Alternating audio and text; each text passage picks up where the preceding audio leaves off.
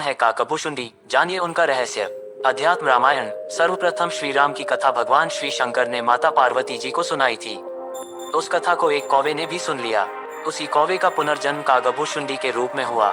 काकभूषुंडी को पूर्व जन्म में भगवान शंकर के मुख से सुनी वह रामकथा पूरी की पूरी याद थी।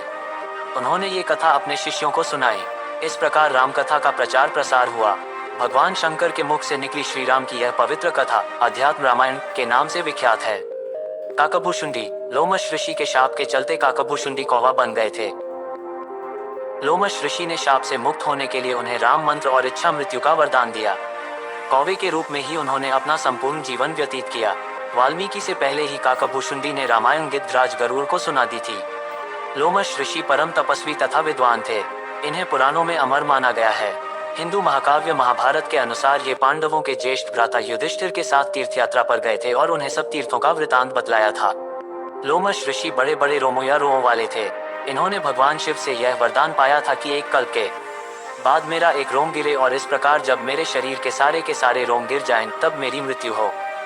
जब रावण के पुत्र मेघनाथ ने श्री राम से युद्ध करते हुए श्री राम को नागपाश से बांध दिया था, तब देवर्षि नारद के कहने पर गिद्धराज गरुड़ ने नागपाश के समस्त नागों को खाकर श्री राम को नागपाश के बंधन से मुक्त कर दिया था। भगवान राम के इस तरह नागपाश में बंध जाने पर श्री राम के भगवान होने पर गरुड़ को संदेह हो गया। गरुड़ का संदेह दूर करने के लिए देवर्षि नारद उन्हें ब्रह्मा जी के पास भेज देते हैं। ब्रह्मा जी उनको शंकर जी के पास भेज देते हैं। भगवान शंकर ने भी गरुड़ को उनका संदेह मिटाने के लिए काकभूषुंडी जी के पास भेज दिया। अंत में काकभूषुंडी जी ने राम के चरित्र की पवित्र कथा सुनाकर गरुड़ के संदेह को दूर किया। वैदिक साहित्य के बाद जो राम कथाएं लिखी गईं, उनमें वाल्मीकि रामायण सर्वोपरि है। वाल्मीकि श्री राम के समकालीन थे और उन्होंने रामायण तब लिखी जब रावण वध के बाद राम का राज्याभिषेक हो चुका था।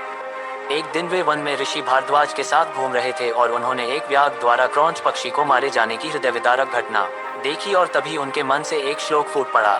बस यहीं से इस कथा को लिखने की प्रेरणा मिली। यह इसी कल्प की कथा है और यही प्रामाणिक है।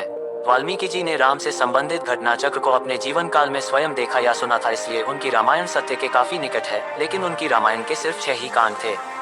उत्तरकांड को बौद्ध काल में जोड़ा गया। उत्तरकांड क्यों नहीं लिखा वाल्मीकि ने, या उत्तरकांड क्यों जोड़ा गया, ये सवाल अभी भी खोजा जाता है।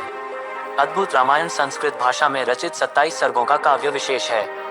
कहा जाता है कि इस ग्रंथ के प्रणेता भी वाल्मीकि थे, किंतु शोधकर्ताओं के अनुसार इसकी भाषा और रचना से लगता है कि किसी बहुत परवर्ती कवि ने इसका प्रणयन किया है, अर्थात अब यह वाल्मीकि कृत नहीं रही। तो क्या वाल्मीकि यह चाहते थे कि मेरी रामायण में विवादित विषय न हो, क्योंकि वे श्री राम को एक मर्यादा पुरुषोत्तम के रूप में ही स्थापित करना चाहते थे।